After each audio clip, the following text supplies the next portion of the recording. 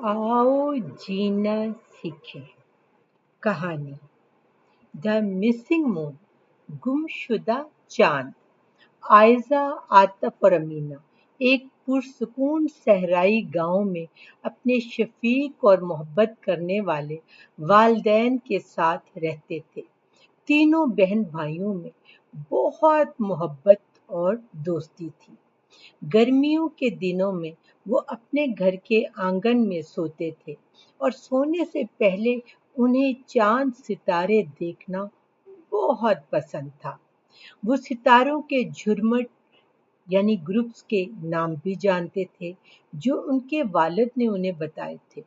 रोजाना रात को सोने से पहले उनकी मम्मा उन्हें कहानी भी सुनाती थी जो तजस्सुस और सनसनी से भरी हुई थी।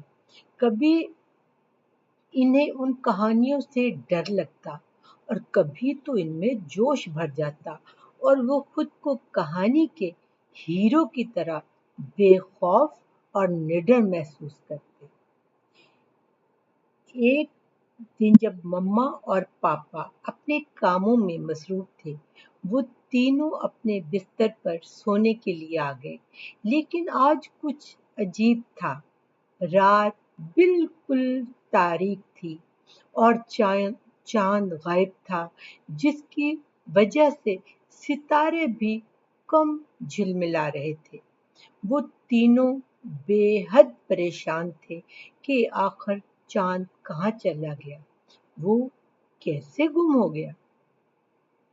वो तीनों तशवीश में थे और आपस में चांद की गुमशुदगी के बारे में बात करने लगे।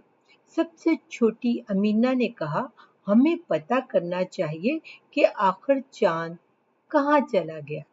आतफ ने कहा, अगर चांद न निकला तो कैसे पता चलेगा कि रात खत्म हो गई है और सुबह कैसे होगी।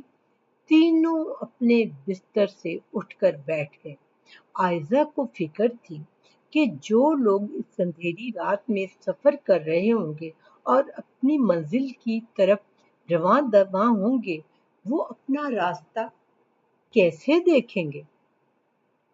आयजा ने कहा, यह भी मुमकिन है कि चांद किसी जंगल में या किसी आसमानी मखलूक के पीछे छुप गया हो, जैसे हम यहाँ बैठकर नहीं देख सकते। आतफ तो जादुई कहानियों से बहुत मुतासर था। उसने कहा, मुझे तो ये कोई जादू जैसा लग रहा है। किसी जंगल के जादूगर ने चांद को कैद कर लिया है और अपना गुलाम बनाना चाहता है।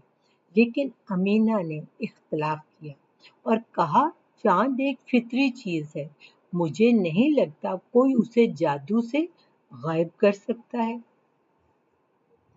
आयजा भी अमीना से इत्तफाक करती है और कहती है, मुझे भी लगता है कि ये कोई जादू नहीं है, बल्कि कोई फितरी अमल है। अमीना ने अपने सर में उंगलियां चलाते हुए और कुछ उलझन से कहा, ये भी तो हो सकता है कि चांद जानबूझकर छुप गया हो और हमें कोई पैगाम देने की कोशिश कर रहा हो। इसी दौरान उनके वालिदैन भी सोने के लिए आ गए और बच्चों को परेशान बैठा देखकर हैरान रह गए और परेशानी की वजह पूछी। जब बच्चों ने वजह बताई तो पापा और मम्मा हंसने लगे। बच्चे मजीद परेशान हो गए और कहा, क्या ये वाकई परेशान कुन बात नहीं है। पापा अमीना के बिस्तर पर बैठ गए और बहुत प्यार से उसका सर सहलाते हुए बोले, बेटी, चांद हर रात अपनी शक्ल बदलता है। आतफ बेसब्री से बोलता है, बिल्कुल, मैंने भी कई बार फुल मून देखा है और कई बार बिल्कुल हलाल शेप में भी। पापा मुस्कुराए, बिल्कुल, कभी ये मुकम्मल नजर आता है और कभी ये बिल्कुल गायब हो जाता है। दरअसल ऐसा सूरज की रोशनी के मुनक्किस होने से होता है। गायब होने वाला हिस्सा नया चांद कहलाता है। जब चांद सूरज और जमीन के दरमियान होता है तो हम उसे देख नहीं सकते। जैसे जैसे दिन गुजरते हैं, चांद का एक छोटा सा हिस्सा फिर से नजर आने लगता है, जब तक ये चांद मुकम्मल ना हो जाए, और फिर ये दोबारा गायब होना शुरू हो जाता है। और हर और ये अमल हर महीने होता है। आतिफ परेशान होकर पूछता है, इसका मतलब है कुछ भी जादुई नहीं? मम्मा हंसते हुए कहती है, बेटा, मज़ाहिर फितरत किसी जादू से ज्यादा दिलकश और हैरान कुन है।